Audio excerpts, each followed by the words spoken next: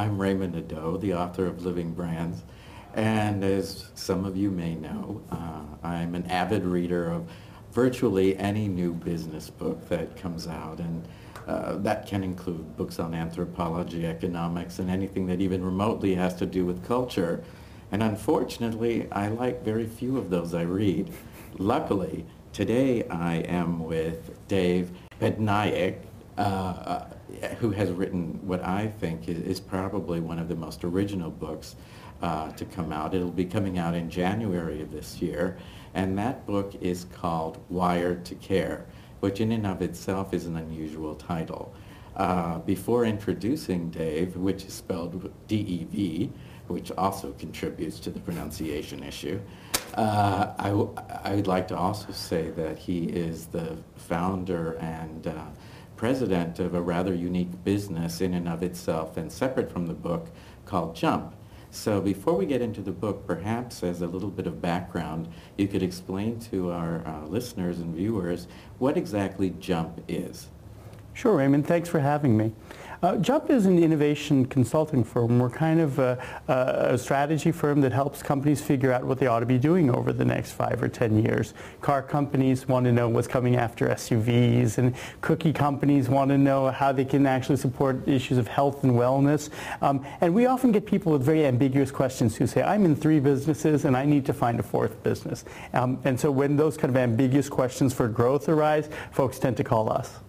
And, you know, in writing this book, you give away a lot of very important secrets. I would imagine that if each of these secrets were packaged and sold to a company individually, they would yield a pretty hefty price tag. What prompted you to want to give away these secrets at whatever the price is, $29.95 a book? That is a very positive review of the value of the points of the book, and I certainly appreciate that. You know, when the publisher talked about writing a book, they wanted to write a book on innovation, and I kind of told them, well, you know, the world doesn't need another innovation book. There's plenty of those out there. But what I wanted to really talk about was the kind of defining secret between companies that are truly innovative and folks that try to be innovative and for some reason or another don't get there. And the biggest difference that we saw in all of the companies that we've had a chance to work with over the years, the biggest difference between companies that are truly innovative is their sense of empathy. And empathy on a personal level means the ability to step outside of yourself and walk in someone else's shoes, to intuitively get a sense of what's keeping them up at night and where they're coming from.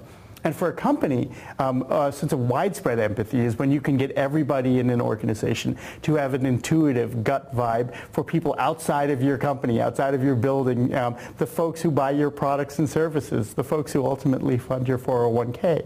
And that difference was perhaps the biggest difference between folks that were truly innovative and those that weren't. And, you know, at the risk, and I don't mean this to sound at all negative, but, you know, we're living in an economy when so much is outsourced.